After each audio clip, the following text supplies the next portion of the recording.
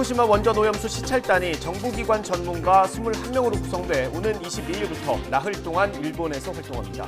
시찰 위주로 활동하게 되며 오염수 시료 채취는 별도로 하지 않습니다. G7 정상회의가 일본 히로시마에서 오늘 개막해 사흘 일정으로 열립니다.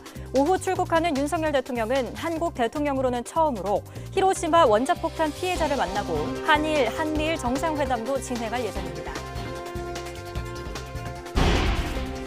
대한항공의 아시아나 인수에 유럽연합이 부정 의견을 제시한 데 이어 미국 법무부도 소송 검토에 나섰다는 보도가 나왔습니다. EU와 미국, 일본 가운데 한 곳이라도 반대하면 인수가 불발되는데 대한항공은 소송 가능성만 제기된 거라며 우려를 주겠습니다. 동거녀와 택시기사를 잇따라 살해한 혐의로 재판에 넘겨진 이기영이 1심에서 무기징역을 선고받았습니다. 재판부는 일말의 양심이나 죄책감 없이 살인을 저질렀다고 양형 이유를 밝혔습니다. 상습적으로 마약을 투약한 혐의를 받는 배우 유아인 씨에 대해서 이르면 오늘 구속영장이 신청될 걸로 보입니다. 경찰이 구속 방침을 세우고 마지막 법리 검토에 들어간 걸로 파악됐습니다. 민주당 전당대회 돈봉투 의혹에 휩싸인 이성만 의원이 현역 국회의원으로는 처음으로 검찰에 출석해 조사를 받고 있습니다. 검찰은 이 의원이 송영길 전 대표 당선을 위한 금품 살포에 가담한 거로 보고 있지만 이 의원은 돈을 전달한 사실이 없다며 결백을 주장했습니다. 뉴스앤 이슈 잠시 뒤 본격적으로 시작합니다. 여러분 안녕하십니까. 후쿠시마 원전 오염수의 안전성을 확인하기 위한 우리 시찰단이 오는 21일 일본으로 파견됩니다.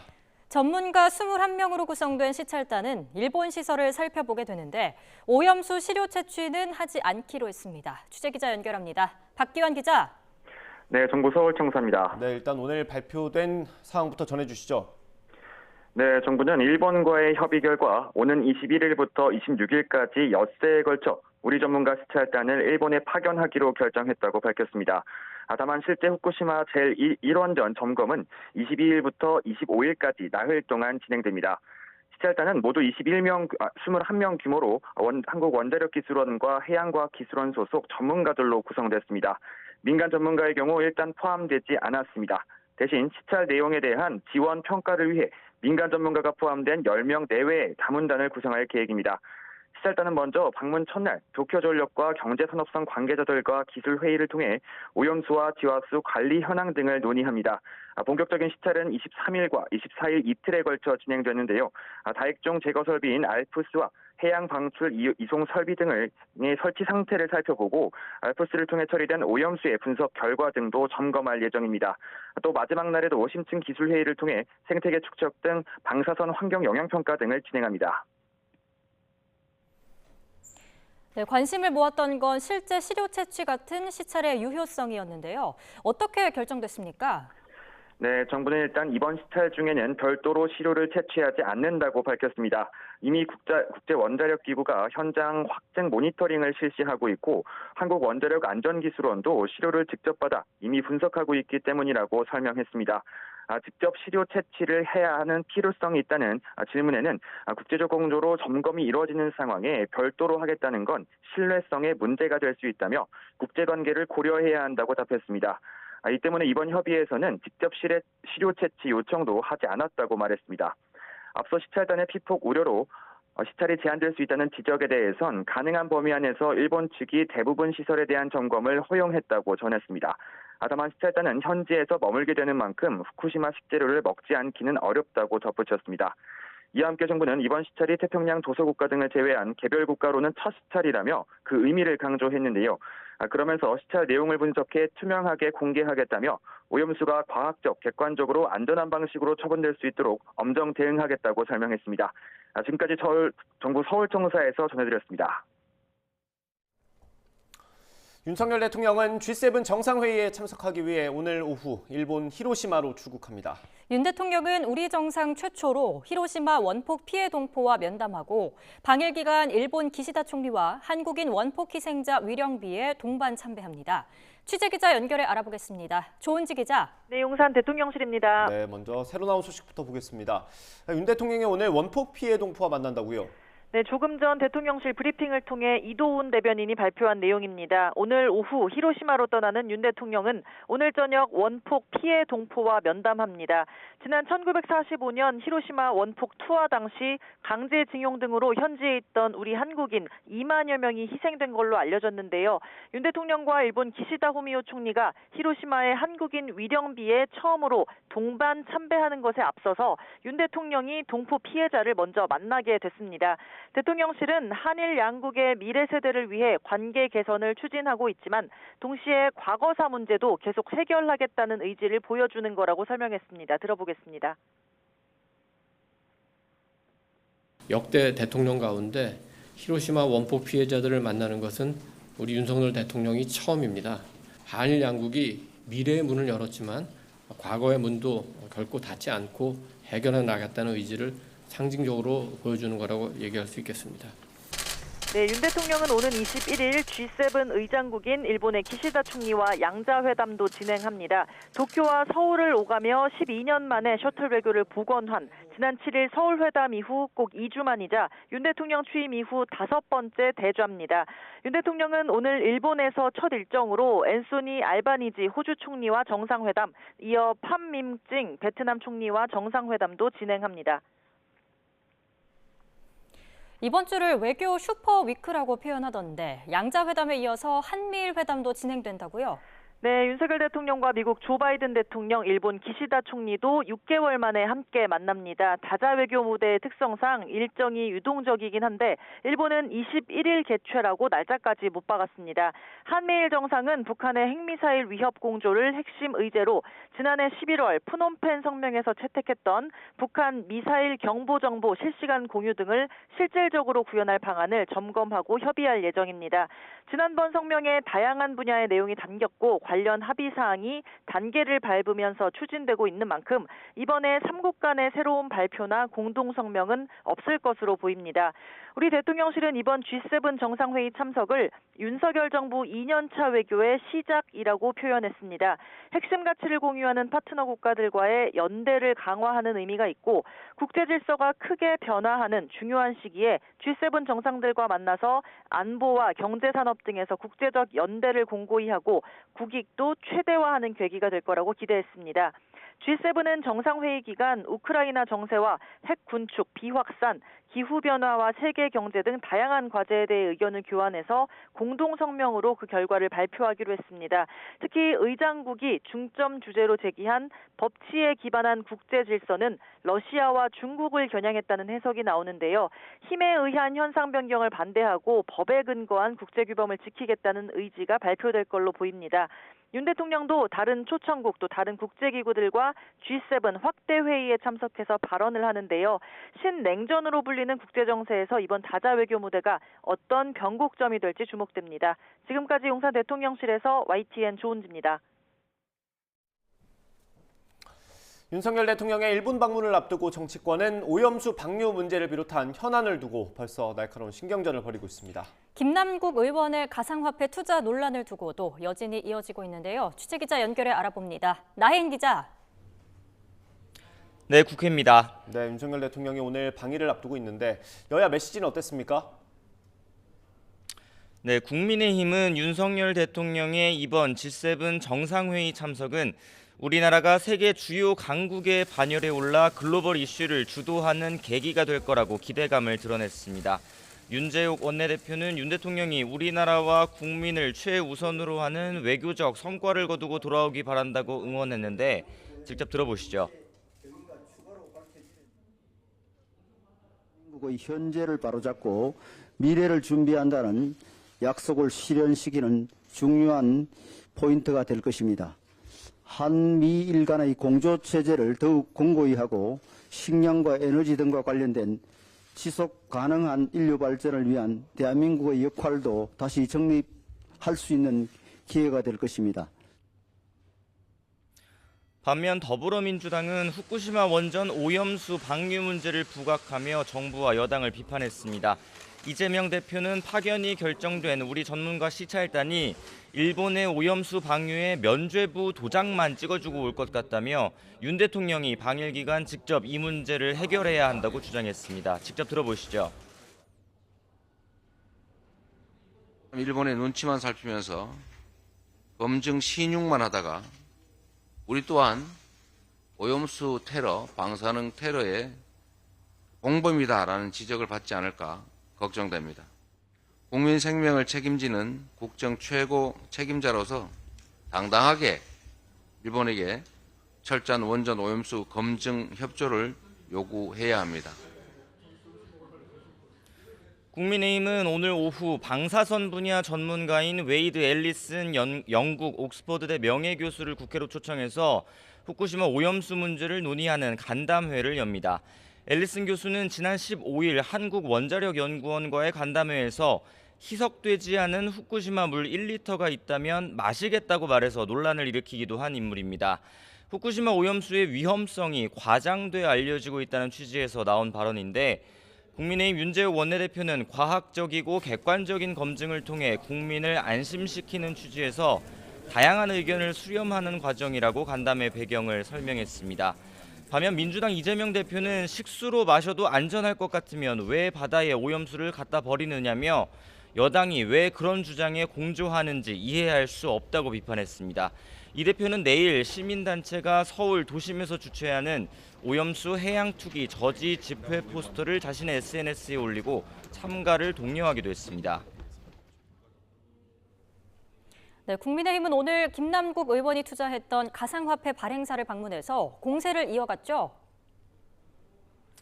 네, 국민의힘이 자체적으로 꾸린 코인게이트 진상조사단이 오늘 오전 김남국 의원이 보유했던 가상화폐 위믹스의 발행사 게임업체 위메이드 본사를 방문했습니다. 업체 관계자들을 상대로 김 의원이 코인을 대량으로 거래한 경위와 미공개 정보 유출, 입법 로비 같은 부정 행위가 있었던 게 아닌지 따져 물었습니다. 윤재욱 원내대표도 아침 원내대책회의에서 김 의원의 코인 이체 경위가 추가로 밝혀지면서 부정한 정치자금이나 자금 세탁 가능성도 제기된다며 중차대한 비리, 커넥션 문제는 아닌지 짚어보지 않을 수 없게 됐다고 강조했습니다. 반면 김 의원을 국회 윤리특별위원회에 제소한 민주당은 징계안을 심의할 윤리특위 회의를 가능한 빨리 열겠다는 입장이지만 김 의원이 당을 떠난 만큼 서두르지는 않는 분위기입니다. 이런 가운데 당 안팎에선 다양한 목소리가 계속 나오고 있는데 친 이재명계로 분류되는 양이원영 의원은 라디오 인터뷰에서 김 의원의 코인 투자에 관해 확인되지 않은 사실들로 마녀 사냥하듯 여론 재판이 이루어졌다고 언급했습니다. 반면 당의 원로인 박지원 전 국정원장은 김 의원에게 자숙하며 국회 윤리특위 절차와 검찰 수사에 협조하라고 조언했다며 당은 분열하지 말고 재발 방지를 위한 대책 마련에 나서면 된다고 조언했습니다. 지금까지 국회에서 전해드렸습니다. 전당대회 돈봉투 의혹으로 민주당을 탈당한 이성만 의원이 현역 의원 가운데는 처음으로 검찰에 소환됐습니다. 이 의원은 조사에 앞서 돈을 전달한 적이 없다며 검찰의 여론재판 시도에 단호하게 맞서겠다고 밝혔습니다. 현장에 취재기자 나가 있습니다. 송재인 기자. 네, 서울중앙지방검찰청입니다. 네, 이성만 의원이 조사받으러 들어가기 전에 입장을 좀 밝혔죠. 어떤 내용이었습니까? 네, 오전 8시 50분쯤 이곳 검찰청에 온 이성만 의원은 미리 준비한 입장문을 읽으면서 자신에게 적용된 혐의에 대한 입장을 밝혔습니다. 재작년 전당대회 당시 돈을 전달한 사실이 없다고 잘라 말하면서 혐의를 완강히 부인했는데요. 직접 들어보시죠. 검찰의 조사에 성실하고 그리고 당당하게 임하겠습니다. 저의 결백을 밝힐 수 있도록 하겠습니다. 저는 돈 준 사실이 없습니다.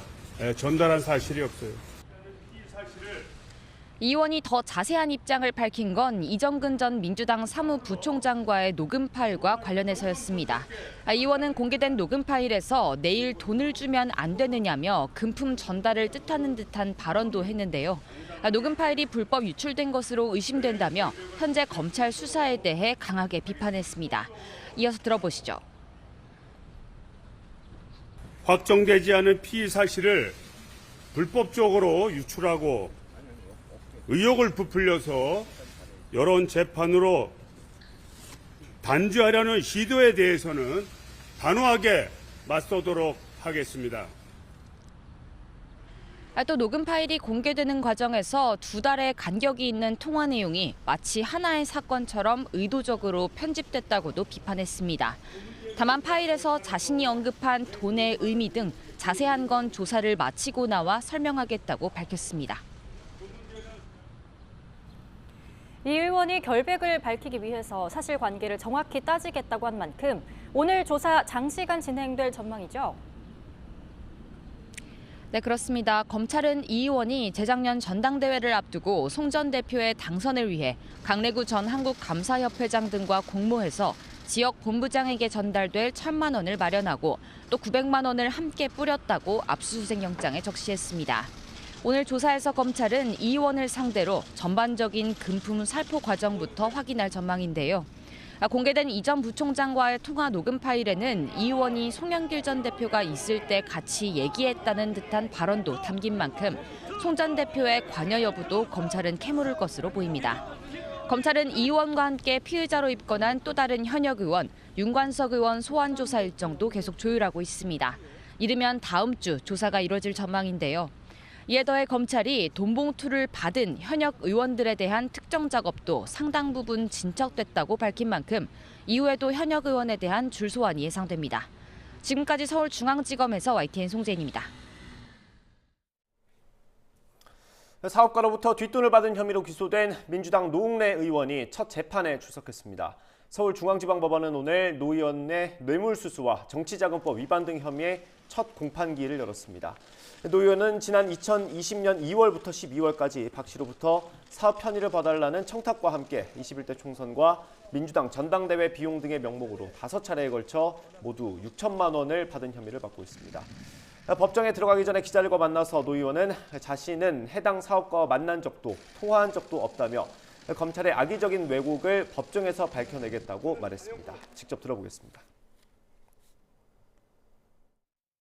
저는 단연코 저에게 뇌물을 줬다는 사업가와 일면식도 없습니다. 단 한 차례 전화 통화도 한 적이 없습니다. 심지어는 지금까지도 그 사람이 어떤 사람인지 어떻게 생겼는지 전혀 모르고 있습니다. 정치검찰은 부정한 돈 받으면서 돈 세서 받습니까? 이건 악의적인 고의적인 왜곡입니다. 법정에서 실체적 진실 확실하게 밝힐 것입니다. 지난해 12월 동거녀와 택시기사를 잇따라 살해한 혐의로 재판에 넘겨진 이기영이 1심에서 무기징역을 선고받았습니다. 재판부는 이기영이 죄책감 없이 살인을 저지르고 시신을 찾을 수 없게 유기하는 등 잔혹성을 보였다며 양형 이유를 밝혔습니다. 취재기자 연결합니다. 강민경 기자. 네, 사회 1부입니다. 네, 선고 내용 전해주시죠. 네, 의정부 지방법원 고양지원은 오늘 오전 강도살인과 사체 유기 등의 혐의로 재판에 넘겨진 이기영에게 무기징역을 선고하고 30년 동안 위치 추적 전자장치, 즉 전자발찌를 차라고 명령했습니다. 이기영은 지난해 12월 음주운전을 하다가 택시와 접촉사고가 나자 기사를 집으로 유인해 살인한 혐의를 받습니다. 또 그보다 몇 달 전인 지난해 8월에는 함께 살던 여성을 둔기로 살해한 뒤 시신을 인근 하천에 유기한 혐의도 받는데요. 이 여성의 시신은 당시 대대적 수색에도 아직까지 발견되지 않았습니다. 그러나 재판부는 이기영이 직접 범행을 자백한 만큼 살인과 사체 유기 혐의를 모두 인정했습니다. 재판부는 이기영이 시신을 찾을 수 없게 일부러 비가 많이 오는 날 유기하는 등 대단히 잔혹하고 중대한 범죄를 저질렀다고 판단했습니다. 그러면서 만일 법이 허용했다면 가석방 없는 무기징역형을 선택해서 피고인을 사회로부터 격리하는 방안을 고려할 만큼 대단히 잔혹한 범죄였다고 설명했습니다. 재판부는 다만 검찰이 요청한 법정 최고형인 사형은 극히 예외적인 상황에서만 허용되어야 한다고 덧붙였습니다. 앞서 이기영은 최후 변론에서 자신의 죄에 대해 변명의 여지가 없다며 중형을 선고해달라고 요청하기도 했습니다. 중형을 요청했지만 이기영이 정작 선고 전까지 반성문을 한 장도 제출하지 않았다고 하는데 당시 이기영이 저지른 범죄와 혐의 조금 더 자세히 짚어주시죠. 네, 이기영에게 적용된 혐의는 모두 9개인데요. 강도살인과 사체 유기, 사기, 보복살인, 시체 은닉 등입니다. 이기영은 지난해 9월 경기도 파주시 집에서 함께 살던 동거인 A씨를 살해한 뒤 시신을 인근 하천에 유기했습니다. 또 범행 후에는 A씨의 신용카드를 이용해서 8천여만 원을 사용했습니다. 또 범행 전에는 독극물과 관련한 내용을 검색하는 등 계획 살인의 정황이 드러나기도 했습니다. 이기영은 이후 지난해 12월 20일 오후 11시쯤 자신과 접촉사고가 난 택시기사 B씨를 집으로 유인해 살해한 뒤 시신을 옷장 속에 숨겼습니다. 당시 이기영의 집을 찾아간 여자친구가 B씨의 시신을 발견하며 이기영의 범죄가 세상에 알려지게 됐습니다. 이후 검찰의 통합심리 분석에서 이기영은 자기 중심성과 반사회성을 보이고 감정과 충동 조절 능력이 부족한 것으로 판단됐습니다. 이른바 사이코패스 성향이 관찰된 건데 이기영은 오늘 선고 전까지 반성문을 한 장도 제출하지 않았습니다. 다만 이기영은 유가족을 위해 3천만 원을 공탁했고 재판부는 이 점을 참작해서 1심 무기징역 선고를 내렸습니다. 지금까지 사회 1부에서 YTN 강민경입니다.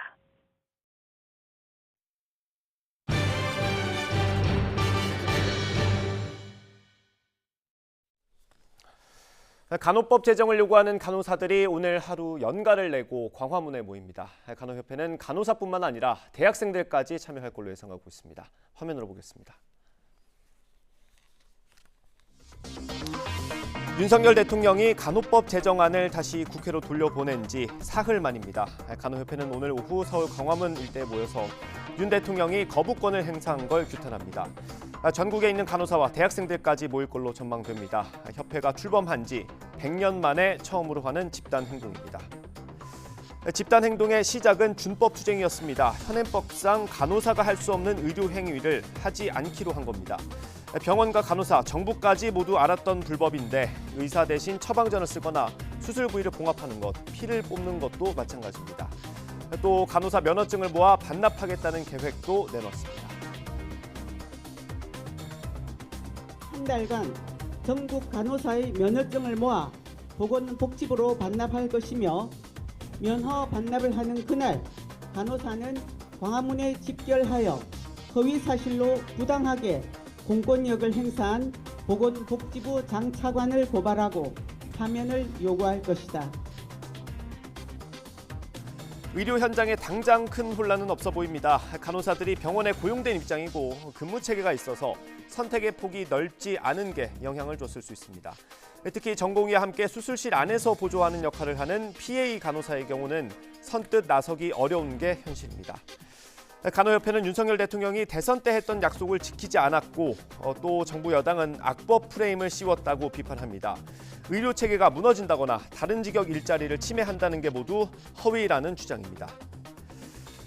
정부는 간호사들의 처우를 개선하기 위해 노력하겠다고 거듭 강조하고 있습니다. 하지만 이번에야말로 수건 사업을 이루겠다는 간호협회 입장이 강한 데다 국회의 이해 조정 능력이 바닥에 떨어진 상황이라서 이 갈등 국면이 더 길어질 가능성도 있습니다. 결국 오늘 규탄대회 파급력과 여론의 흐름이 중요할 걸로 보입니다.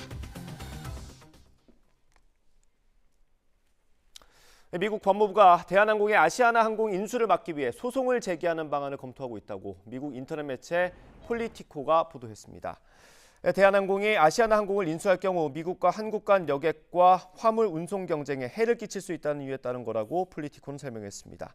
다만 소송을 제기할지 여부는 최종 결정되지 않았고 결정이 임박한 것도 아니라고 덧붙였습니다.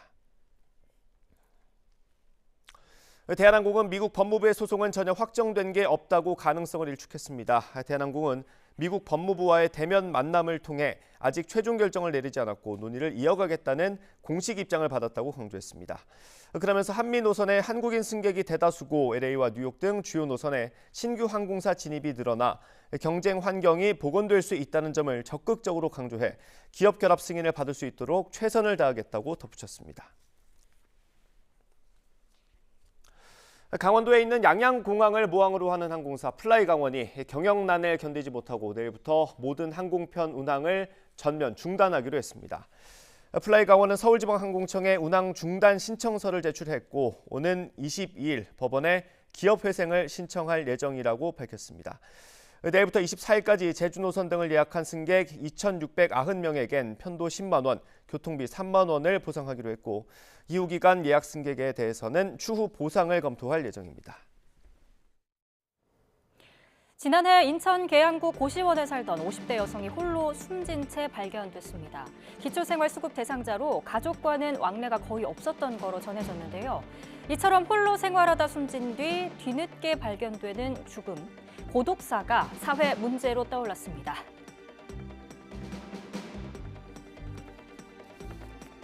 찾아오는 건 많이 못 받고, 그러니까 주로 이제 전화하는 이유가 워낙 피해망상 장애가 심하셨으니까. 2021년 기준 3,378명이 고독사로 생을 마감했습니다. 지난 5년간 매년 8.8%가량 증가한 건데요. 고독사할 위험이 있는, 즉 고독사 위험군 통계는 더 경각심을 불러옵니다. 정부 조사 결과 전국의 고독사 위험군이 152만 5천 명이 있는 거로 추정이 됐습니다. 전체 인구의 3%를 차지합니다. 고독사 위험은 고령층보다 중장년층, 특히 50대에서 가장 높았는데요. 50대와 60대, 40대 순으로 비율이 높았습니다.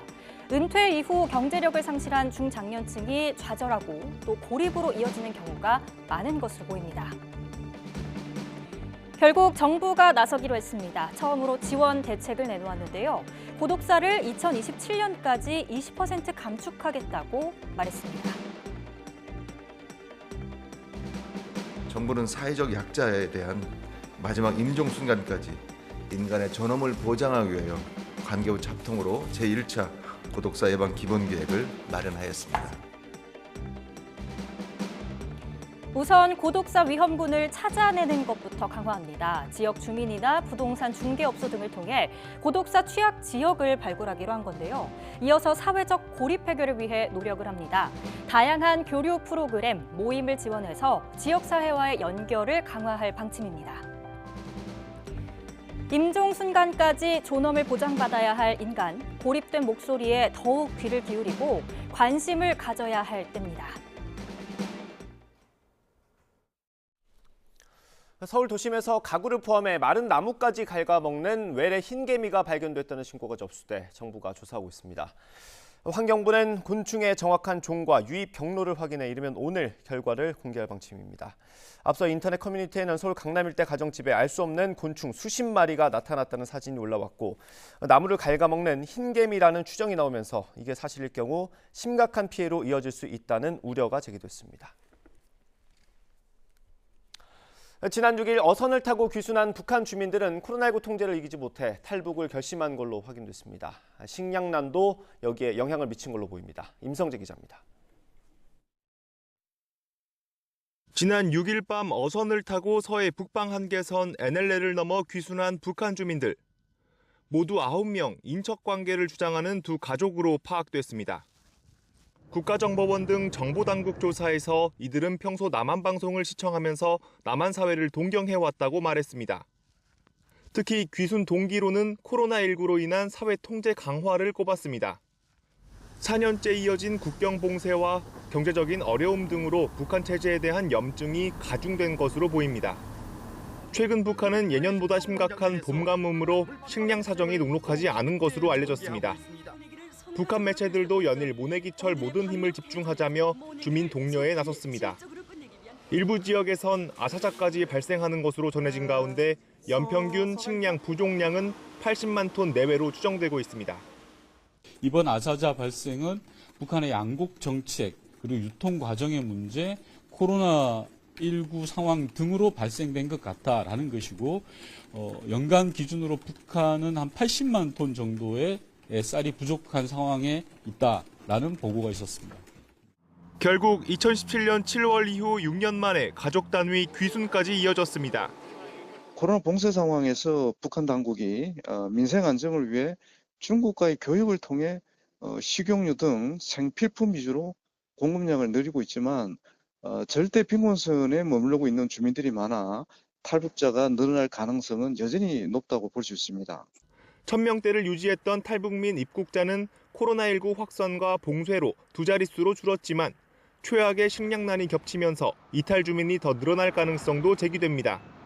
YTN 임성재입니다.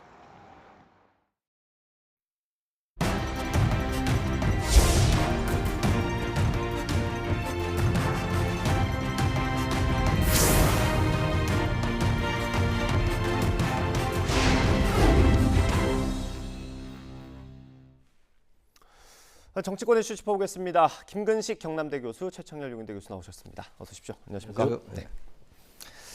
네, 오늘 아침에 후쿠시마 원전 오염수 시찰단의 구체적인 일정이 확정이 됐습니다. 오고 가고 하는 것까지 하면 6일, 엿새 동안의 일정이고요. 21일 날 출국을 하고 22일부터 이제 일본에서 활동을 하게 되는데 23일과 24일에 주요 일정이 모여 있는 것 같습니다. 23일과 24일 후쿠시마 현지에서 직접 시설을 좀 둘러보는 것 같더라고요.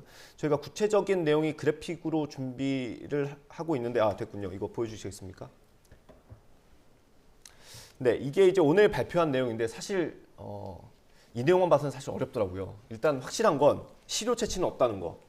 그거 하나는 확실한 것 같고요. 그리고 시설을 좀 살펴보긴 하는 것 같습니다. 전체적으로 평가 어떻게 하십니까? 네, 일단 그 한일 당국 간에 이제 그 협의를 끝내고 합의를 한 건데요. 그 말씀하신 시료 채취가 빠졌다는 부분에 대한 이제 우려가 있는 것 같습니다만 오늘 이걸 발표하면서 원자력 안전위원장이 지금 사실은 이 시찰단의 단장으로 같이 가시는데 원자력 안전위원회 위원장 말씀은 이미 시료를 갖고 있다라는 그러니까요. 것이고요.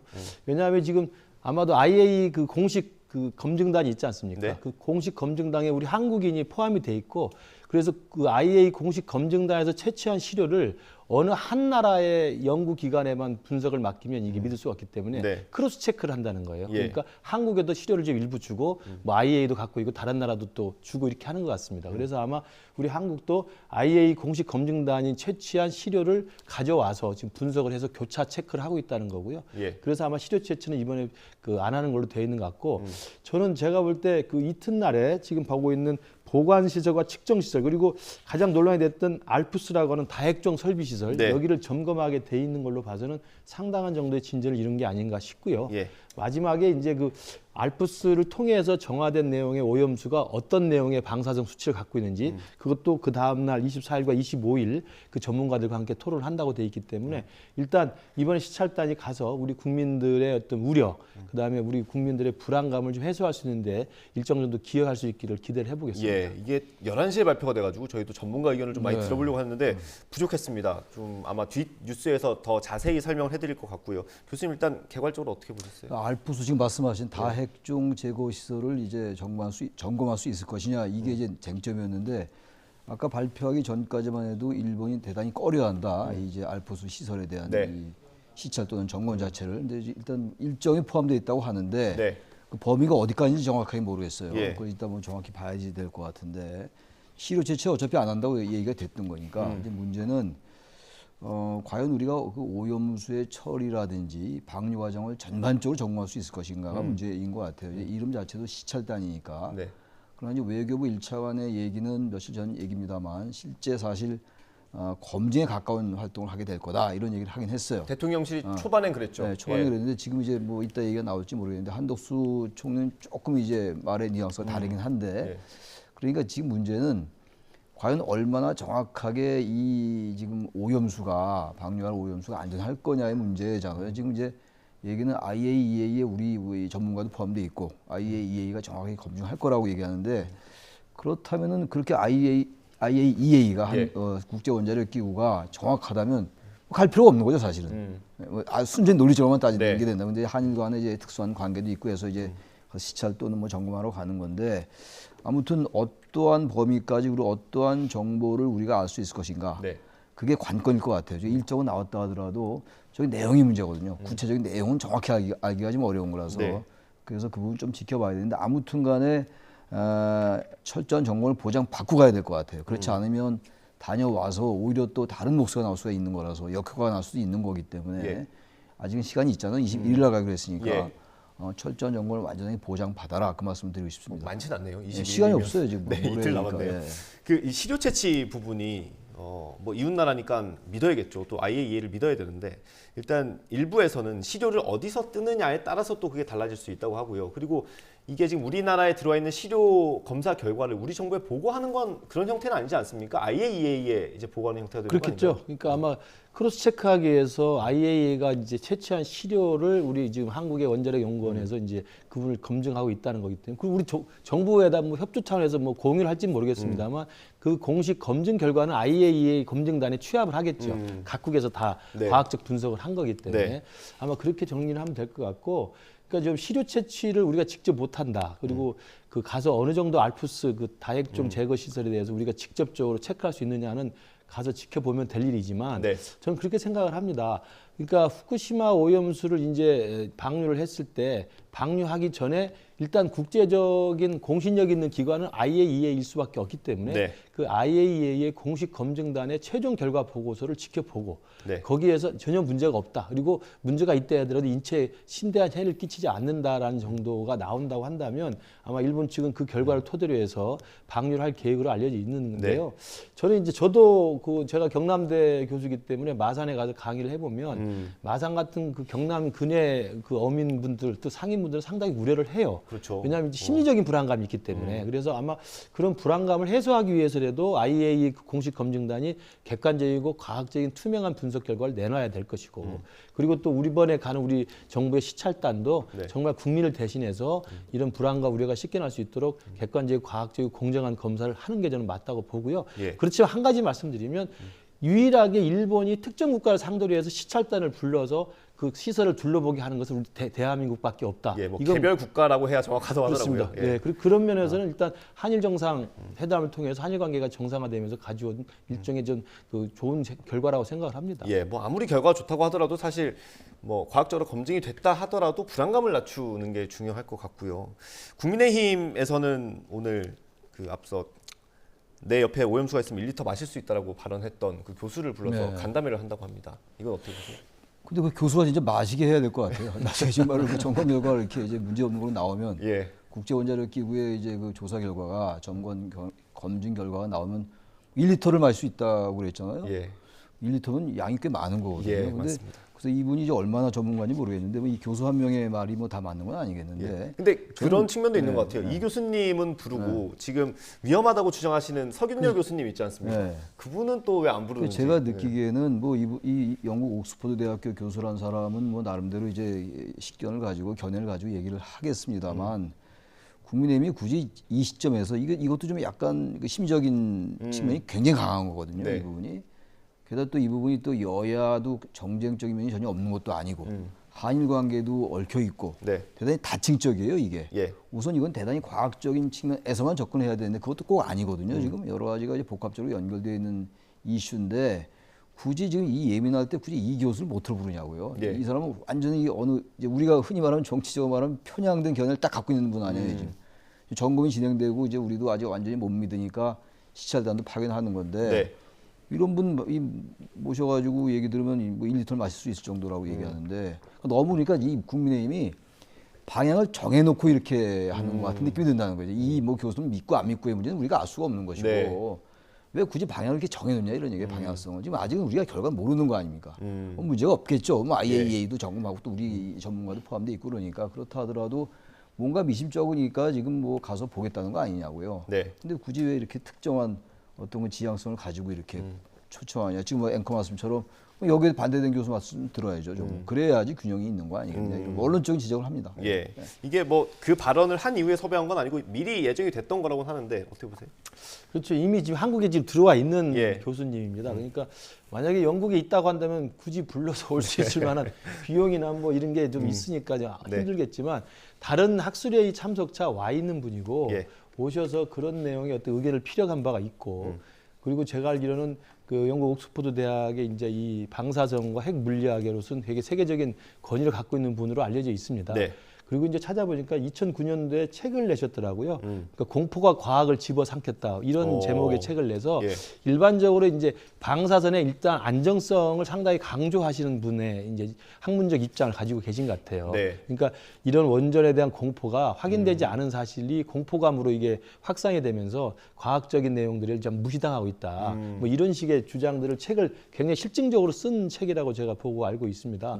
그렇기 때문에 아마 오늘 뭐 간담회에 불러서 이런저런 이야기를 상의할 수 있겠지만 저도 저분의 의견을 충분히 우리가 들어볼 필요는 있다고 생각하고 다만 그 우리 국민의힘에서 간담회를 한다면 또 다른 의견을 가지신 분도 같이 불렀으면 좀 더 낫지 않았을까라는 아쉬움이 있습니다만 그렇지만 어쨌든 앨리슨 교수의 그런 학문적 명성과 권위 그다음에 책을 쓴 저자로서의 어떤 학문적인 입장에 대해서 들어보는 것도 그렇게 나쁘진 않다고 생각합니다. 뭐 기자들이 저 질문을 꼭 하게 될 것 같습니다. 저 말을 했기 때문에 아마 기자들이 질문할 기회가 있다면 또 어떤 답변을 할지도 지켜보면 될 것 같고요. 뭐 공교롭게 이게 맞춘 건지 모르겠습니다만 이제 오늘부터 G7 정상회의가 열리고 윤석열 대통령도 출국을 하지 않습니까? 일단 정상회의에 참석하는 것 자체에 일단 국격이 올라갔다 이렇게 볼 수 있겠죠. 뭐 의미가 있다고 봐야죠. 우리가 G7 국가는 아닙니다만 G7 정상회의에 초청됐다라는 거 그건 분명한 거죠. 국격이 올라가지 않으면 그게 불가능한 일이고 특히 최근에 이제 한미일의 이제 긴밀한 관계가 점점 이제 강화되는 측면이 있으니까 뭐 그러한 전반적인 국제 관계를 반영하고 있는 것 같아요. 그래서 저는 한일 관계가 어쨌든 뭐 과도하게 그 과거사에 발목 잡히면 안 되는 건 분명한 사실이고 또 한미 관계도 지난 정부 때 이제 미국의 입장에서 볼 때 좀 그런 약간의 불신의 면이 전혀 없다고 보지 않거든요. 이제 그런 면을 재확인하는 측면에서 의미가 있다고 봅니다. 그래서 아무튼 G7 국가에 우리가 진입을 해야죠. 나중에 G8이 돼야죠. 우리가 이제 G8이 돼야 되는데 아직은 그런 단계가 아닌 것 같고 뭐 그런 논의가 있다고는 해요. 지금 있다고는 하는데 적어도 우리가 G7 국가 정상회의에 참석할 수 있다라는 거, 그건 뭐 거의 사실 어깨를 나란히 하는 거라고 봐야 되겠죠. 그래서 우리의 이제 국익을 챙겨 나간다는 측면에서 대단히 좀 바람직하다 평가할 수 있다고 생각해요, 이분. 근데 이 후쿠시마 원전 오염수와 좀 연결이 되는 게 일본에서 그 정상회의 음식을 후쿠시마산으로 준비한다고 합니다. 그럼 이거 확정된 건 아닙니다만 정상들이 다 먹게 될 수도 있는 거 아닙니까? 당연히 이제 일본으로서는 G7 정상회의라고 하는 큰 국제 그 무대가 열렸기 때문에 아마 자신들의 어떤 식자재의 어떤 안전성을 홍보하기 위해서 그런 걸 하는 것 같고요.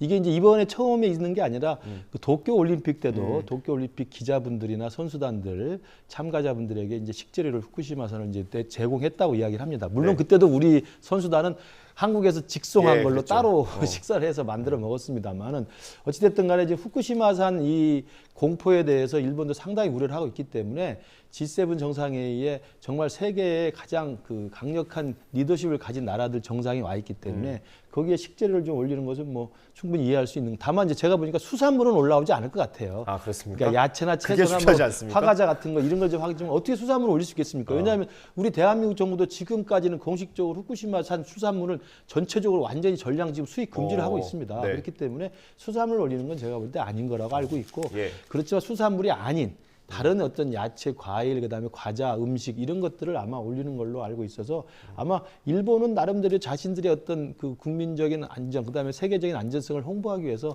노력을 하는 것으로 보입니다. 취재 포인트를 하나 짚어주셨어요. 수산물이 올라오냐 안 올라오냐 그거 하나 보면 될 것 같고 어떻습니까? 일본이 좀 의도가 있다고 봐야겠죠. 일본의 의도가 분명한 거죠. 히로시마 정상회담에서 이제 자신들의 이 후쿠시마 이게 식자재가 완전히 안전하다라는 걸 얘기하는 거예요, 홍보하는 거예요. 그러니까 어떤 면에서 볼 때 지금 이 식재료가 올라오면서 이제 수산물은 안 올라온다고 그러는데 안 올라올 것 같아요. 제가 봐도 이런 상황에서 좀 올릴 수 있다. 그러니까 정상회의 식탁에는 안 올라오고 혹시 뭐 기자들한테 수산물 그건 말이 안 되는 거죠. 정상회의들하고 기자들하고 먹는 음식이 다르다는 게 뭐 있을 수 없는 얘기고 그러진 않을 것 같은데 아무튼 일본이 이걸 아주 명시적으로 이제 이 기회를 활용하는 거예요. 후쿠시마산 이거 안전하다라고 활용하는 건데 어떤 면에서 볼 때 뭐 좋게 평가하면은 일본의 자신감이기도 하고.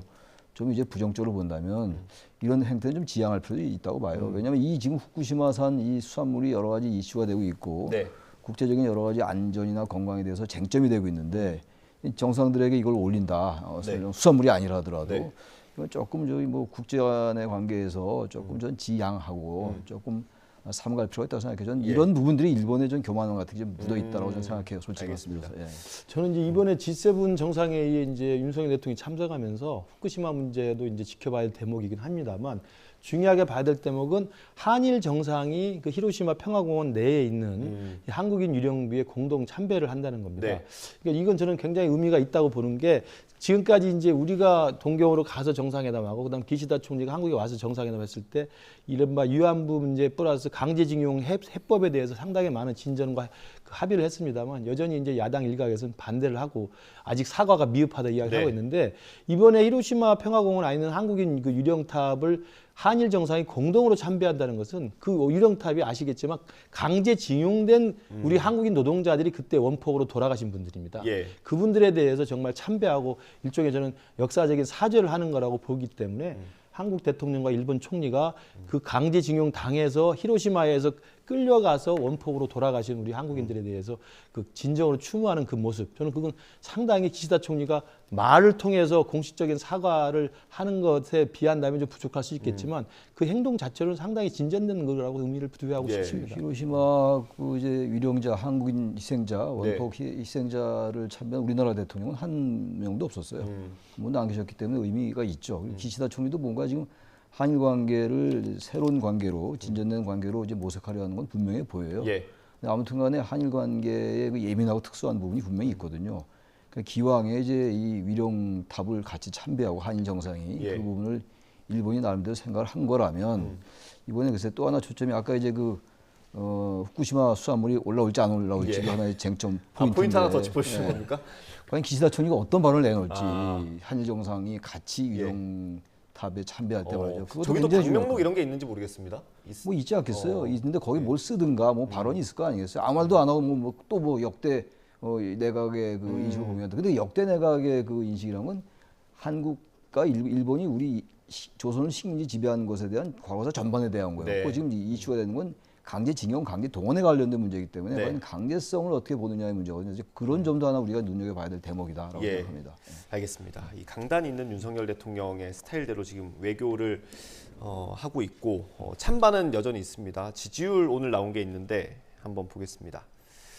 네, 오늘 나온 대통령 지지율입니다. 잘하고 있다는 평가 37%로 조금 올랐고요. 잘 못하고 있다는 평가는 56% 나왔습니다. 이게 최근에 몇 주 동안 조금 오름세를 보이고 있습니다. 어떻게 보세요? 그렇죠. 지지율은 뭐 조금씩 느리긴 합니다만 상승 추세를 좀 보이고 있는 건 맞는 것 같고요. 그러니까 한일 정상회담, 한미 정상회담, 이번에 또 G7 정상회담 통해서 아마 외교적인 성과, 그다음에 이제 한 특정 정파 진영의 지도자가 아니라 이제 한 대한민국의 대통령으로서 국익을 위해서 외교적 순방을 한 거기 때문에 아마 그 부분이 긍정적으로 좀 반영이 된 것 같고요. 그리고 지금 30%대 후반으로 지금 상승이 돼 있어서 저건 상당히 우리 국민의 입장에서는 사실은 과거에 이게 대통령 지지율 40%대가 문재인 정부 때 보면 굉장히 간단한 건 줄 알았습니다만 저희들이 이게 보니까 이 40%가 굉장히 어려운 수치더라고요. 그래서 이제 30대 후반을 좀 가고 있다는 점에서 상당히 고무적으로 저희들 생각하고 있습니다. 예, 알겠습니다. 저희가 뒤에 정당 지지율도 준비해놨는데 영상 하나 보고 그 얘기를 해보는 게 좋을 것 같습니다. 김남국 의원 관련된 영상인데요. 한번 보고 다시 돌아오겠습니다.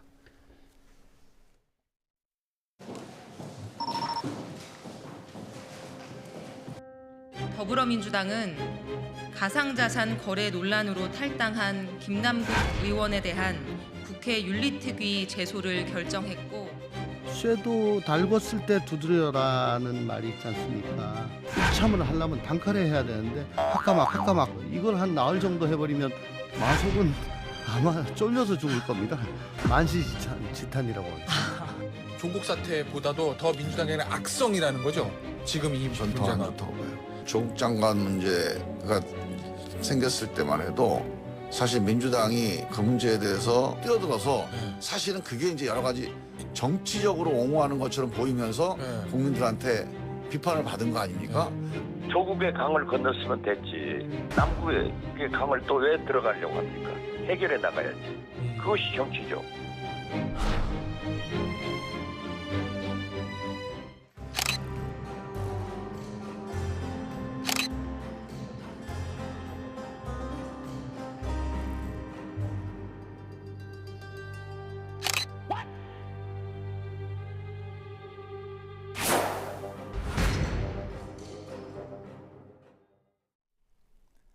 네, 휴게소에서 찍힌 김남국 의원 사진까지 보셨고요. 정당 지지도 그래픽 한번 보여주시면 좋겠습니다.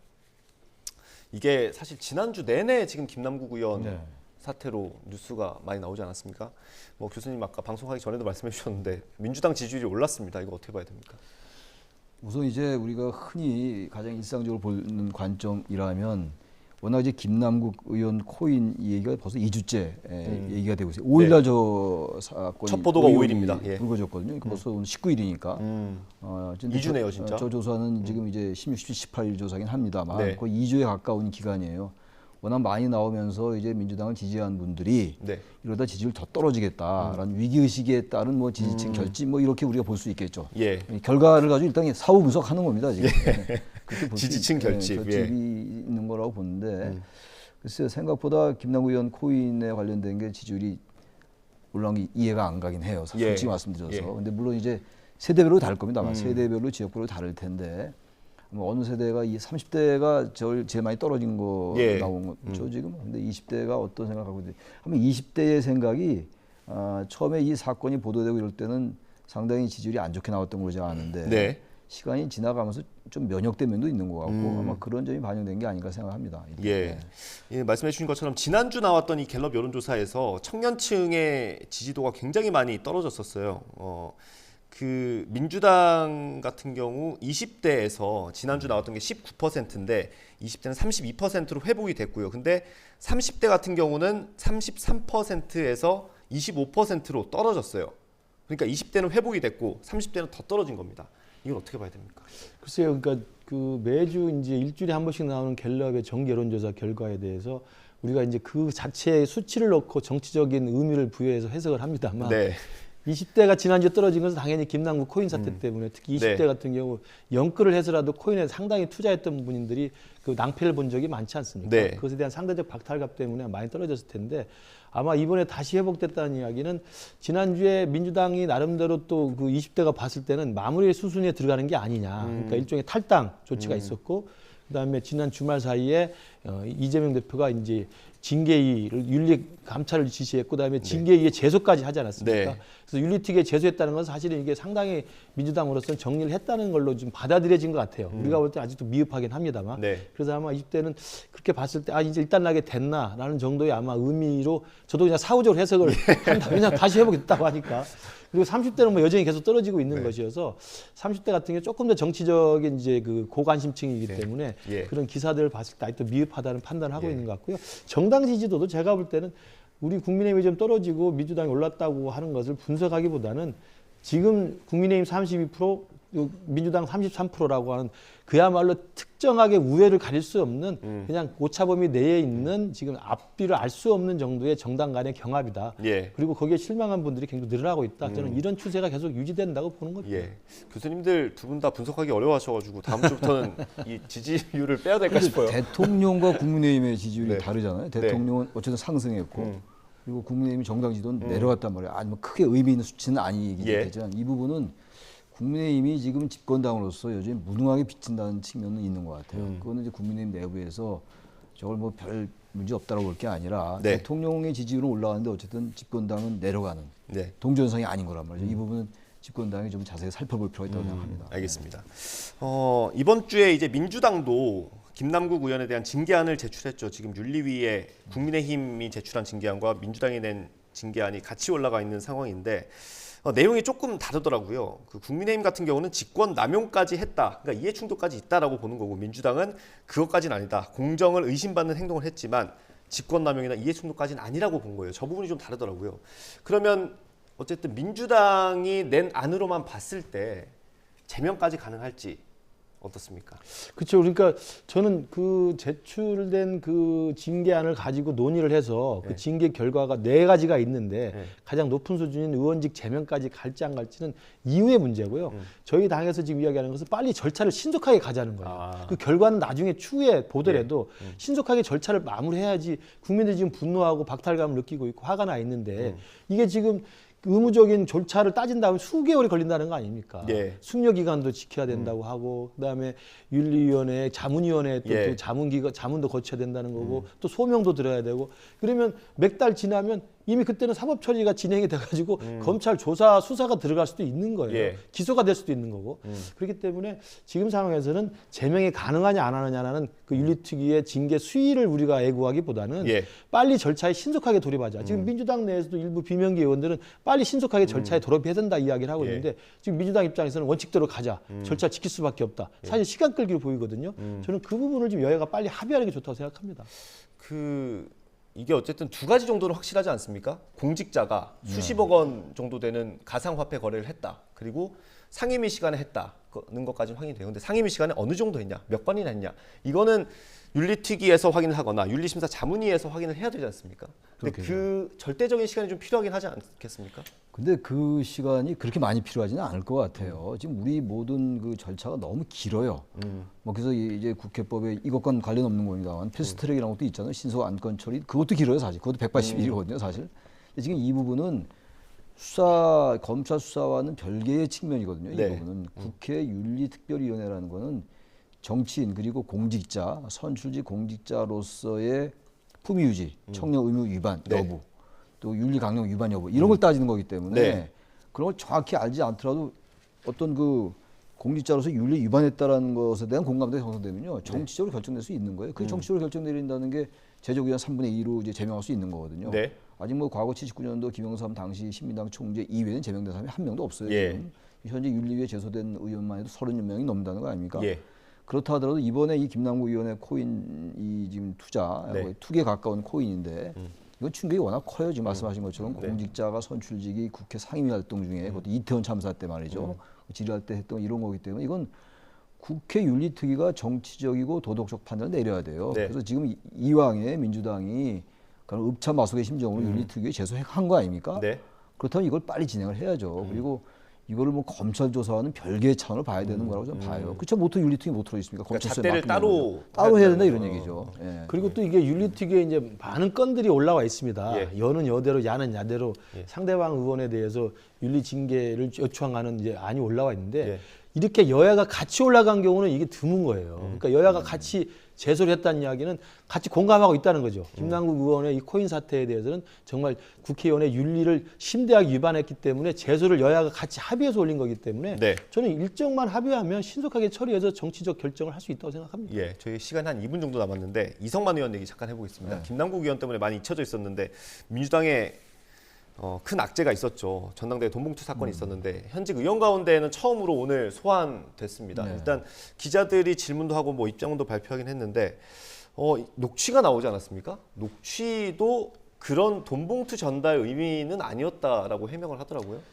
결국은 증거로 이제 말할 수밖에 없거든요. 근데 이게 과연 법원에서 그 녹취 나온 게 이성만 의원이 돈을 받은 걸로 해석할 수 있느냐, 증거로 채택되느냐의 여부거든요. 근데 지금 이제 이성만 의원은 전혀 문제 없다, 결백하다 이제 그런 얘기를 하고 이제 조사받으러 간 거 아닙니까? 돈을 준 적이 없답니다. 준 적도 없고 뭐 저기 돌린 적도 없다라는 건데 그래서 그게 어떨지 모르겠어요. 검찰이 어떠한 확증된 자료를 갖고 있는지 아니면 녹취 그것만 가지고만 의존해서 하는 건지 모르겠는데 우리나라의 대개 이 비위나 부패나 이런 뇌물에 관련된 거 돈이 왔다 갔다 하는 수뢰 사건들의 대개 보면은 증거가 정확하게 있을 때 어떤 뭐 저기 CCTV라든지 뭐 계좌 추적에 의해서 나오는 게 그게 없으면 밝혀내기 어려운 것 같아요. 증거가. 아마 그래서 관련된 의원들이 저렇게 결백을 주장하고 혐의를 부인하는 게 아닌가 이런 생각이 들기도 해요. 어쨌든. 뭐 추가로 얘기하기는 못하겠습니다만 농래 의원도 그 사업가 전혀 몰랐다 뭐 이런 저희가 그 얘기를 들려드리기도 했고요. 그러니까 사실은 뭐 돈이라고 하는 내용이 녹취록이 분명히 나오는데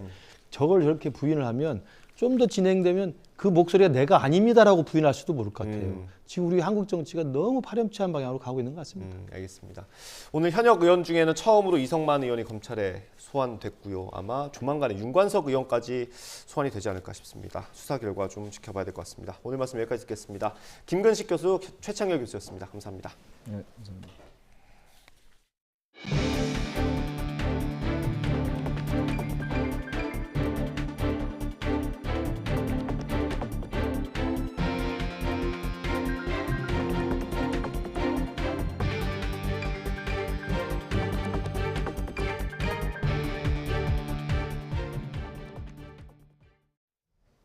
오늘은 서쪽 지방과 동쪽 지방의 날씨가 확연히 다르겠습니다. 서쪽 지방은 서울의 한낮 기온이 28도까지 오르는 등 때이른 여름 더위가 나타나겠는데요. 하지만 동풍의 영향을 받는 동해안 지역은 속초가 18도에 머무르면서 종일 선선함이 감돌겠습니다. 오늘 내륙은 대체로 맑은 하늘이 드러나겠습니다. 다만 영동과 영남 해안, 제주 산간에서는 낮까지 5mm 미만의 약한 비가 이어지겠습니다. 오늘 낮 동안 서쪽 지방은 덥겠고 동해안 지역은 대부분 20도 안팎을 보이면서 선선하겠습니다. 서울 한낮 기온 28도, 대전 27도, 광주 26도, 포항과 울산은 20도가 예상됩니다. 이번 주말 동안에는 내륙 지방을 중심으로 초여름 더위가 나타나겠고요. 휴일에는 중국에서 발현한 황사가 우리나라에 영향을 줄 가능성이 있겠습니다. 야외 활동 계획하시는 분들은 앞으로 발표되는 미세먼지 예보를 꼼꼼히 확인해 주시기 바랍니다. 지금까지 날씨 정보였습니다. 이어서 뉴스 앤 이슈 2부가 방송됩니다. 저희는 잠시 뒤에 돌아오겠습니다.